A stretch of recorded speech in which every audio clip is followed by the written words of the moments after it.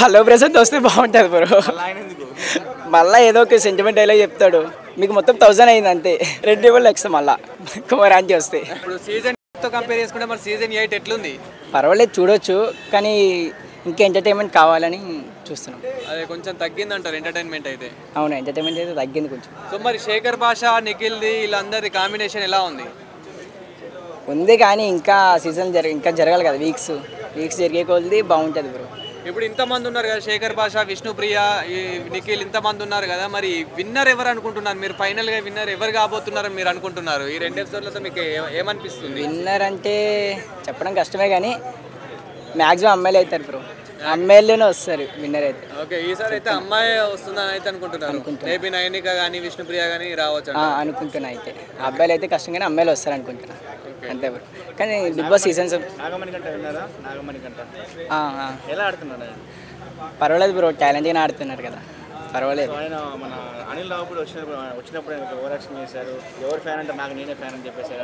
అంటే కొంచెం చూసినా బ్రో నేను కూడా, అంతే కానీ వాళ్ళు సెల్ఫ్గా పెట్టుకుంటున్నారు కదా, పెట్టుకొని బ్రో. కానీ బిగ్ బాస్ సీజన్ 7 అయితే బాగుంది బ్రో. ఇప్పుడు 8 చూడాలి ఇంకా. కొత్త వాళ్ళు వచ్చారు, మొత్తం కొత్త వాళ్ళు వచ్చారు కానీ ఇంకా చూద్దాం ఎవరిని ఎగ్గుతారు. అదే కదా బ్రో, చూద్దాం. ఇంకా గేమ్స్ ఉన్నాయి కదా బ్రో, గేమ్స్లో వాళ్ళు ఏం చేస్తారు వాళ్ళకే తెలుస్తలే. విష్ణుప్రియ బాగానే ఆడుతుంది, అందరూ బాగానే ఆడుతున్నారు. అందరూ వాళ్ళు వీళ్ళని కాదు బ్రో, అందరూ బాగానే ఆడుతున్నారు. ఎలిమినేట్ అంటే చెప్పడం కష్టమే బ్రో, మనం అనుకున్నది అయితే జరగదు కదా, మరి చెప్పడం అయితే కష్టం. ఎలిమినేట్ అంటే హలో ప్రసాద్ వస్తే బాగుంటుంది బ్రో. మళ్ళీ ఏదో ఒక సెంటిమెంట్ డైలాగ్ చెప్తాడు, అయిపోతుంది ఇంకా. పల్లవి ప్రశాంత్ కాకుండా ఈ మధ్య కాలంలో బాగా ఫేమస్ అయిన బర్రెలక్క, అదే విధంగా కుమారి ఆంటీ, ఇద్దరు ఇట్లలో ఎవరో ఒకరు వచ్చే అవకాశం ఉందంటున్నారు కదా, మరి మీరేమనుకుంటున్నారు? వాళ్ళు వస్తే ఇంకా కామెడీ ఉంటుంది బ్రో.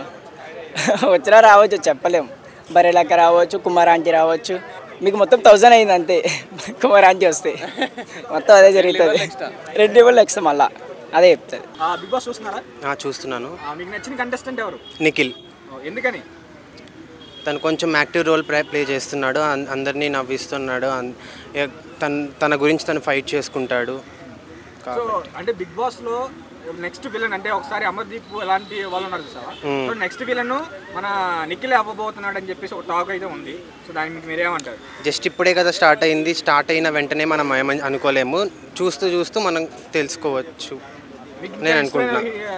ఇంకా ఎవరు నచ్చారు బిగ్ బాస్? దాని తర్వాత నాగమణికంట తను కూడా అంటే తను కూడా తనకి మనసులో ఏముందో చెప్తున్నాడు కానీ నెగిటివ్ టాక్స్ కానీ అలాంటివి ఏమీ చెప్పట్లేదు తను అందుకని.